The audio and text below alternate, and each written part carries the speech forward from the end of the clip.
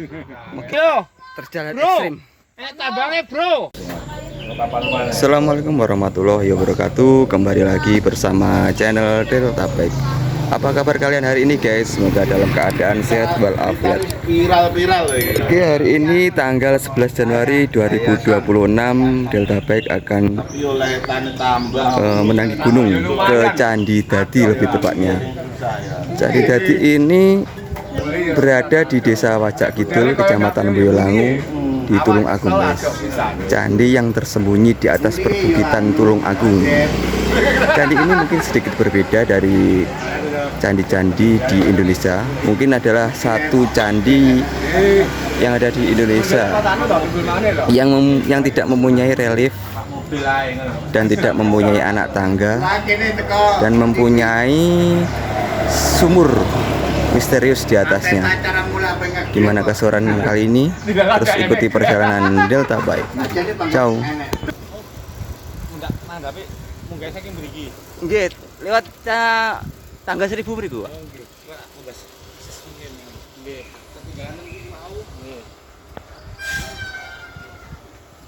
Jangan warak tanpa sekong, mobilnya kita tanpa gula.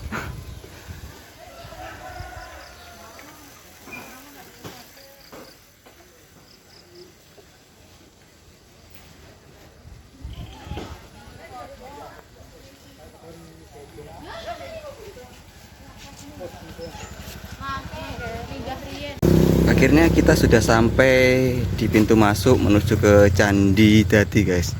Melewati via tangga 1000. Tepatnya ini di Desa Wajak Kidul, Kecamatan Boyolangu, Kabupaten Tulung Agung.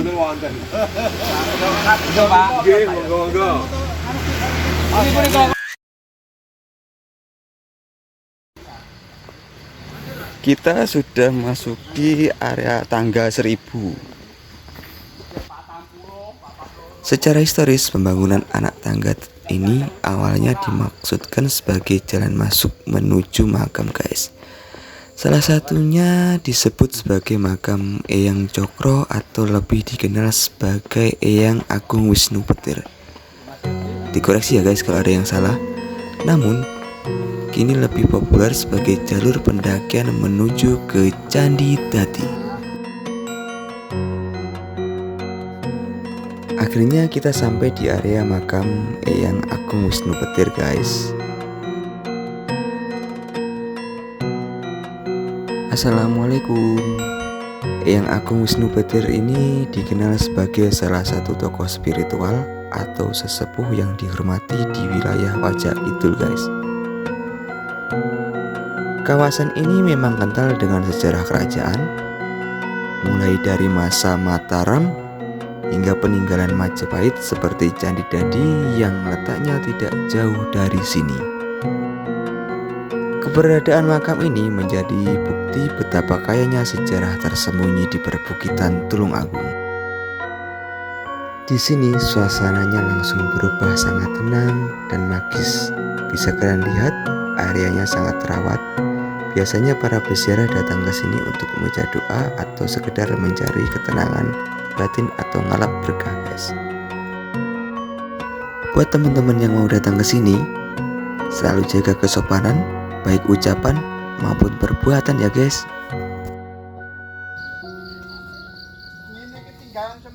Oke, perjalanan kita lanjutkan lagi guys. Setelah dari makam yang tadi, perjalanan kita lanjutkan menuju ke Candi Dadi.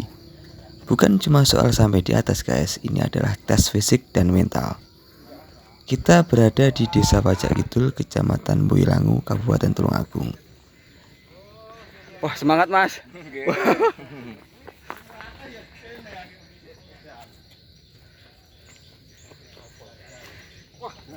Iki pemalur sepedaan kena oke.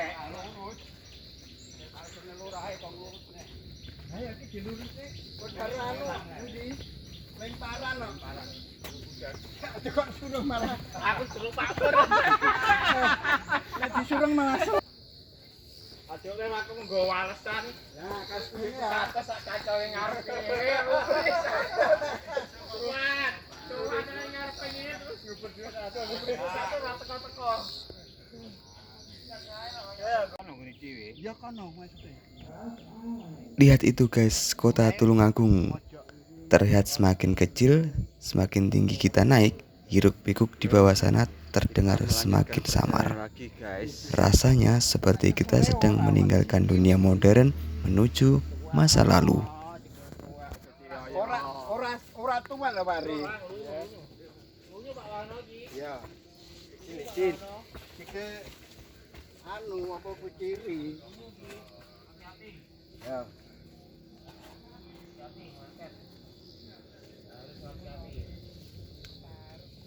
Duh.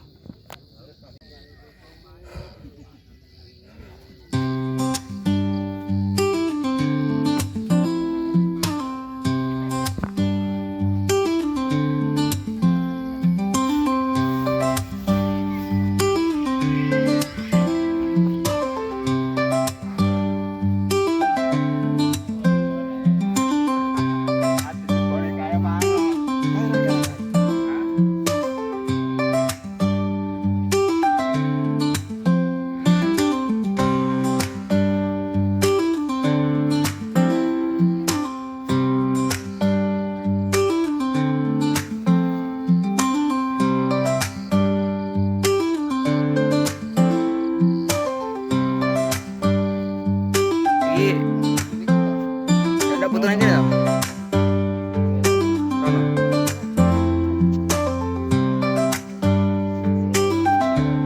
Ini desainnya oke.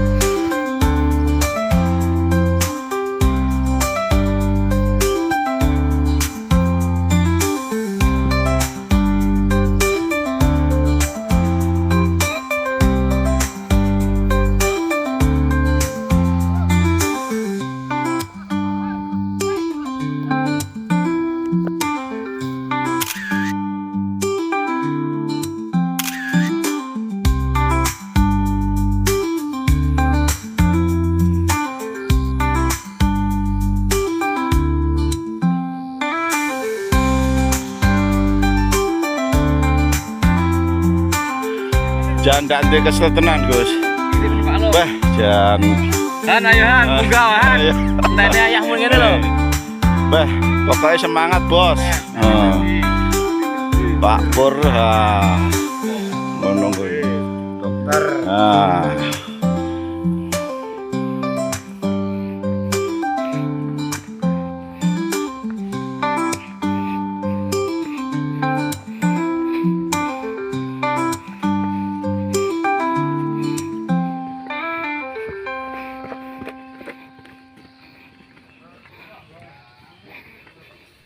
Bah, lah kok mudhun to, Dik? Wes sampun, Pak. Wah, deh kurang esuk iki aku.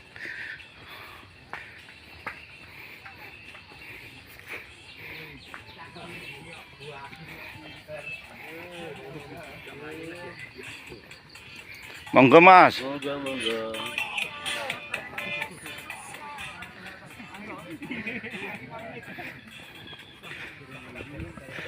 Bah, ampun mandap to, Pak. Aduh. Kalah esuk dhewe. Mari mambing lembur Mas iki dadine rada bangkong. Ayo. Wah, kaya ngono iki ndung jalin. Ya wis dimang lho kuwi Ayo. liwate. Oh, ndung jalin.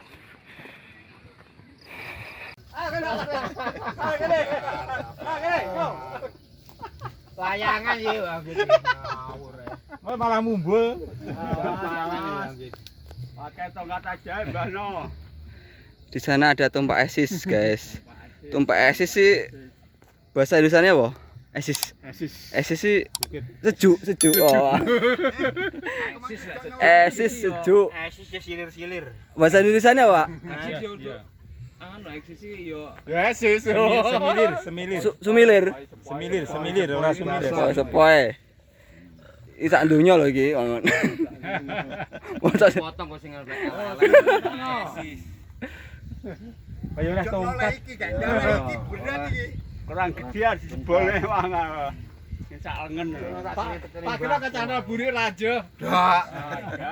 Pokok geliak-geliak panggang pelaku.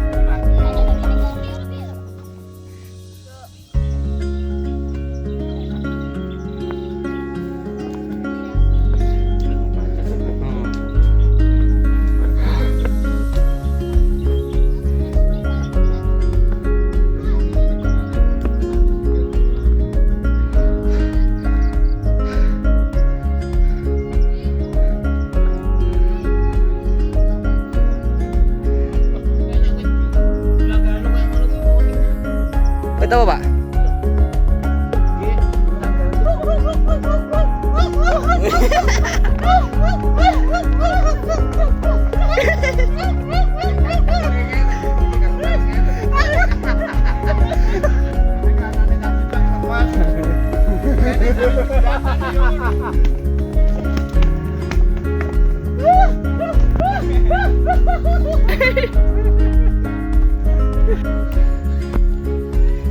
Jalur trekking menuju Candi Dadi didominasi oleh hutan jati yang meranggas jika musim kemarau, namun rimbun menghijau saat musim hujan, guys.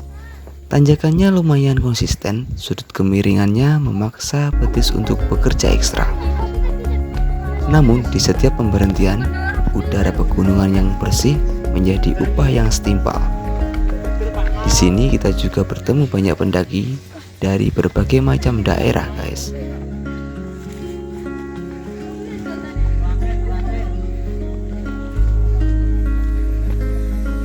Kita sudah hampir sampai ke puncak Candi Dadi, guys. Wah, gimana dulu ya? Tambang. Mana? Jalan menuju. Ini tambangnya lo. Jadi ini sangat Yo. terjalan Bro. ekstrim. Ini tambangnya, Bro. Tagawane tambangnya lo. Tagawane lo. Tagawane lo. Yo, lagi tak tahu tambangnya. Oke.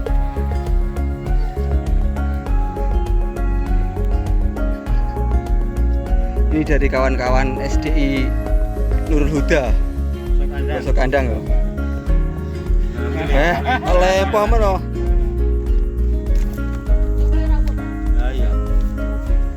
Pak Agus lalu munggah Pak Agus. Kuat apa ora Pak Agus kaya? Agus gurune. Oh, kepala sekolah. Kira mana tambangnya yo. Ya, aku ngiwalek ku mesene mang dadak. Alhamdulillah kita sudah sampai ke tujuannya, guys, yaitu Candi Dadi. Setelah perjalanan menempuh sekitar 60 menit kurang lebih, kita sudah sampai ke Candi Datinya itu guys.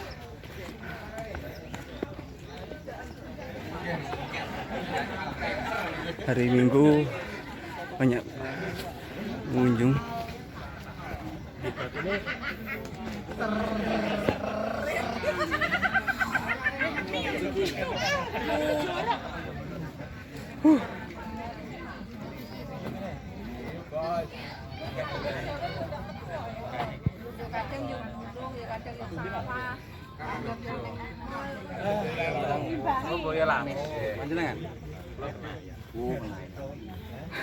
Ora kesuting dhewe mau, Pak. Ngarep dhewe kok bose.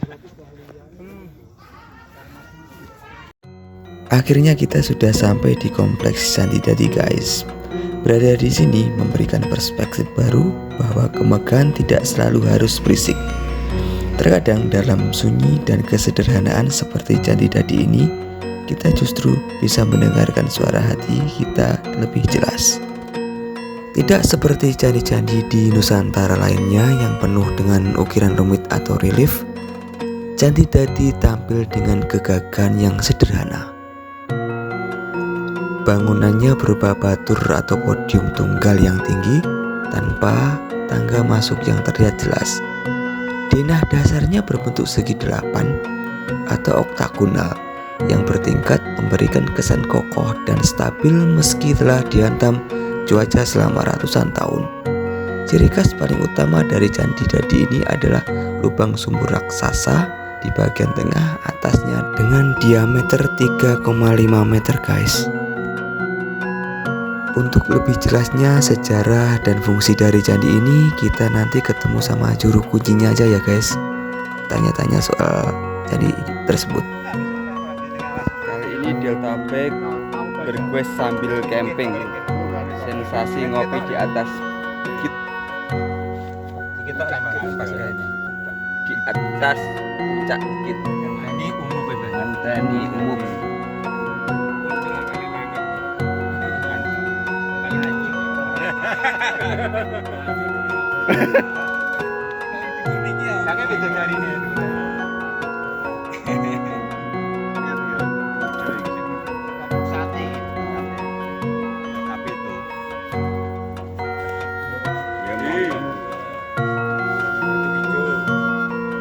Sensasi ngopi di atas gunung. Sepeda terus suwi kok. Bapak Ibu dokter ya, Bro.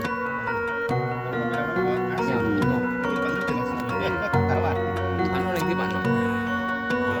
Panas, guys. Gampang keselan kok, Pak.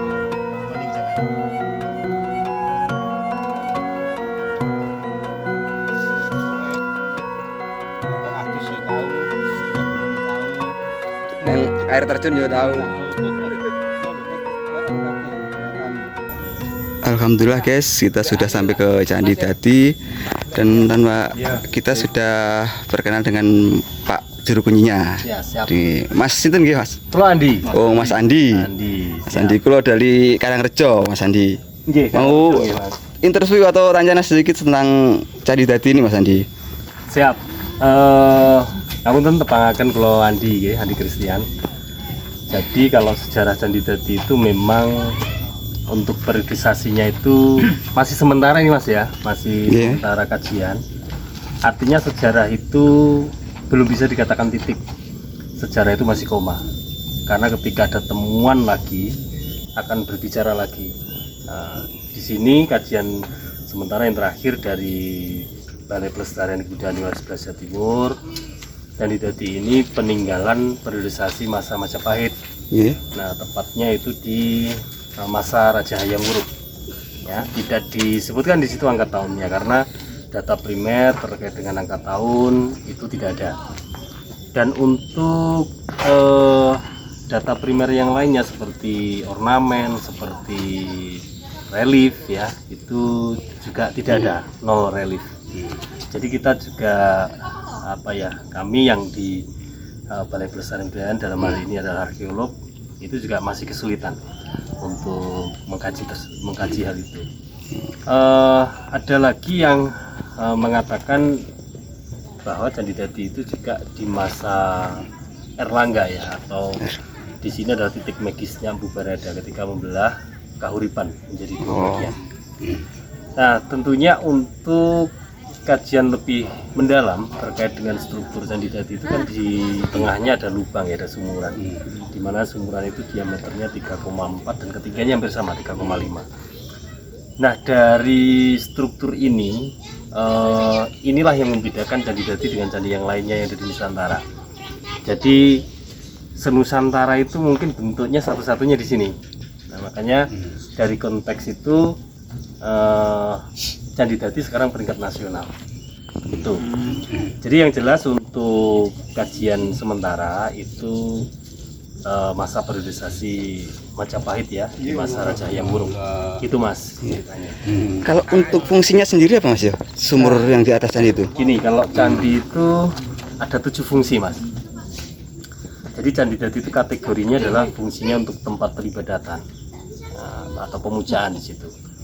7 fungsi itu, 1 peribadatan, yang kedua itu pendarmaan. Jadi candi itu bisa untuk memanifestasikan sosok raja, di mana itulah sosok interpretasi dari dewa. Contoh kalau kita lihat Dyah Gayatri ya, itu dicandikan di Candi Gayatri. Untuk Dyah Wijaya dimanifestasikan di Candi Simping. Seperti Hayam Wuruk di Candi Ngetos dan sebagainya. Seperti Anusapati juga di Candi Gita. Nah, candi-candi itulah yang memiliki fungsi untuk pendarmaan. Itu yang kedua. Yang ketiga, Candi Gerbang. Di mana Candi Gerbang itu di Tulungagung tidak ada. Adanya di Mojokerto ya, Trowulan. Di situ untuk pintu masuk ke Istana Raja. Ya, terus yang ketiga, yang keempat itu Candi Patirtan. Jadi Candi Patirtan itu Candi Tikus yang di Trowulan juga. Yang kelima Candi Pertapan. Candi Pertapan itu banyak di Gunung Penanggungan. Nah, itu semua Candi Pertapan. Yang keenam Candi Stupa. Nah, seperti di Borobudur. Yang ketujuh itu Candi Wihara. Jadi seperti pelausan ya, tempat-tempat biksu untuk beribadah. Jadi ada 7 fungsi itu. Candi Dadi adalah candi untuk peribadatan, gitu Mas. Oh, ini bicara soal mitos ya Mas Andi. Apakah ada mitos atau pantangan tertentu yang harus dipatuhi pengunjung saat berada di area Candi Dadi ini Mas? Ya, jadi tidak hanya Candi Dadi ya, semua di tempat-tempat suci itu pasti ada larangan. Dalam hal larangan ini adalah etika, aturan. Jadi etika yang kalau yang tertulis oke, yang tertulis itu jangan membuang sampah, jaga pelestariannya dan sebagainya. Kalau untuk yang tidak tertulis itu biasanya ada juga ya candi atau tempat suci di mana tidak boleh pakai warna ini gitu kan. Ada seperti itu, yang tidak boleh orang yang berhalangan kalau bicara aneh. Nah, kalau candi itu intinya tidak boleh sombong. Kalau sombong ya tinggal tunggu waktu lah. Dan bicara yang sopan dan sebagainya. Kalau untuk khusus wanita yang halangan tidak apa-apa, asal tidak melakukan sebuah hal ritual atau peribadatan. Gitu. Sering tidak Mas ada kejadian unik atau pengalaman spiritual Mas Andi yang dialami pengunjung? Kalau di pengunjung saat ini tidak ada Mas. Kalau Mas Andi sendiri? Kalau 24 tahun kalau dibicarakan sekarang tidak cukup mungkin. Besok aja ke sini lagi. Satu contoh saja Mas. Satu contoh ya banyak sih Mas. Artinya tiba-tiba ada sebuah istilahnya bau melati. Karena eyangnya sini itu suka melati. Ada juga suara-suara khusus gitu ya. Banyak sekali Mas. Mengganggu ya. Kalau sini itu beliau itu sangat andap pasor. Jalan aja menunduk. Gitu. Dan beliau itu tidak banyak bicara. Jadi mungkin kalau figur seperti itu ya harusnya pengunjung ya seperti itu. Itu ya sama seperti Disesuaikan lah. ngikuti jejaknya. Saya itu sering gini karena pengunjung sini jarang seperti itu karena saya selalu jemput bola. Iya. Mas, Bu, Mbak, Pak, jaga etika di tempat suci. Cukup itu aja. Artinya untuk pengunjung ya. Ini kan memperingatkan. Siap. Kalau wadah Mas, besok aja. Oh iya. Kalau kesini lagi Pak. Jam 6 pagi. Oh. Itu saya bisa cerita banyak. Ini saya juga punya PR ini teman-teman NU di Wonorejo tadi yang membantu itu. Tanya untuk kesakralan Mas. Nah, sebelum puasa kan ada osasi ruah di situ. Nah, kebetulan sambil kita mendoakan leluhur, kita nanti berbicara terkait dengan kesakralan sama metafisika di Candi Dadi. Wah, setuju. Semangat tadi. Artinya tadi saya sampaikan, orang itu sisi spiritual sama sisi etika logika itu harus imbang, harus gayung bersambut. Artinya tidak bisa kita mengandalkan spiritual toh tapi etikanya nol. Kita Betul. mengandalkan etika tapi tidak tahu spiritual itu juga nol. Nah ini sama-sama. Kalau keseimbangan itu kita nanti pasti akan dituakan. Artinya cepat untuk orang mengatakan atau memandang kita itu lebih bijak. Jadi kalau kebijakan itu ada ya seperti di Gayatri itu kan Prajna Paramita. Jadi kebijakan dalam kesempurnaan. Jadi orang itu yang sebenarnya kesimpulannya adalah orang yang bijak. Itu aja. Jadi bijak itu harus imbang Mas. Oke Mas. Spiritual sama logika etika itu harus imbang. Gitu Mas. Oke ya. Terus ini Mas, kenapa kok dinamakan Candi Dadi? Apakah ada hubungannya dengan legenda Mas? Iya kalau Bahwa ada candi satu-satunya yang jadi di sini. ada yang urung gitu ya. Oh. Gini kalau Dadi itu memang dari Profesor Aris Munandar. Ini kan sebenarnya Mahavedi. Sebenarnya ini kalau diambil dari Vedi itu alat yang untuk digunakan peribadatan umat Hindu di India. Vedi itu seperti lumpang kecil yang berlubang juga itu untuk membakar sajian. Nah, Profesor Aris Munandar mengatakan bahwa ini Mahavedi, Vedi yang besar. Nah, sumuran itu dikaitkan dengan Vedi tadi. Gitu. Nah, makanya Vedi orang Jawa bilangnya Dadi.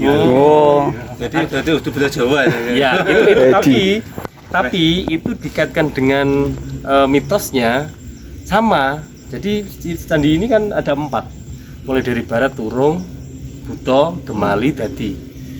Jadi proses keempat itu sebenarnya hampir sama dengan Bandung Bondowoso dengan Roro Jonggrang. Di mana Bandung Bondowoso in one night make 1000 temples kan. Nah, satu malam membuat 1000 candi. Sini sama, disuruh membuat 4 candi. Nah, dikala 4 candi itu mau jadi, putri itu ketakutan. Akhirnya membuat pagi seakan tiba di dusun Gedung Jalin kalau ceritanya rakyat. Akhirnya makhluk yang membantu pangeran itu hilang karena ketakutan dengan situasi pagi itu ya. Terus akhirnya 3 candi itu runtuh dan pangeran marah. Bedanya gini, kalau Bandung Bondowoso, Roro Jonggrang untuk completing the temple kan itu. Kalau untuk sini itu kutukannya tidak payu rabi. Nah, dan itu sugestinya masuk dulu. Banyak yang belum menikah. Gitu. Nah, dan satu-satunya yang jadi itu ini, makanya disebut dengan Candi Dadi. Dan sugesti ke turun temurun, siapa yang berdua di sini hajatnya pasti jadi gitu. Makanya banyak juga yang punya hajat yang sugestinya jadi gitu. Itu nanti kembali ke sakralan tadi. Balik lagi. To be continue aja. Ini pertanyaan terakhir Mas untuk para Jangan penonton. terakhir Mas. Ini atau ya hari ini aja. Oh yang hari ini, oh itu. Korat di pertanyaan hari ini terakhir hari ini. Untuk penonton Delta lagi Mas, terus pesan untuk anak muda, untuk wisatawan yang datang ke sini agar situs ini tetap terjaga dan kelestariannya. Ya, jadi untuk para pengunjung karena ini alamnya Gen Z ya.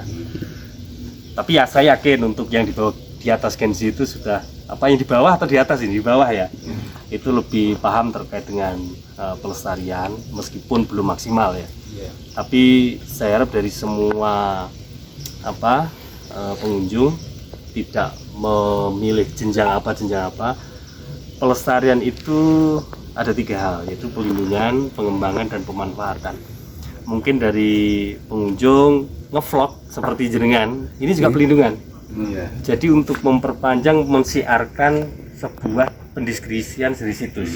Menulis itu juga pelindungan, Pak. Menulis ya. Tapi kalau pelindungan yang dimasukkan dari kantor itu zonasi, pemugaran, registrasi, itu yang dilakukan oleh tim ahli. Nah, kalau pengembangan itu jelas penelitian, adaptasi. Kita memberi pelayanan itu juga harus ada adaptasi. Jadi tidak mungkin pelayanan di 2001 akan sama dengan di 2002. Iya. Jadi kita mengikuti, mengikuti itu. Itu yang penelitian jelas, para arkeolog, para ilmuwan juga. Nah, pemanfaatan ini untuk pendidikan, budaya, sosial, keagamaan itu semua aja bisa. Nah, maka jadi kesimpulannya adalah mari kita kunjungi dan lestarikan semua situs ya, tidak hanya Candi Dadi. Dengan 2 hal tadi, keseimbangan spiritual sama logika etika. Terima kasih Mas Andi untuk pesan-pesannya. Ini juru kunci yang sangat ramah dan gandeng sekali. Terima kasih Mas Andi untuk keterangannya. Siap. Terima kasih. Mas, matur suwun, rawipun. Suwun Mas Andi.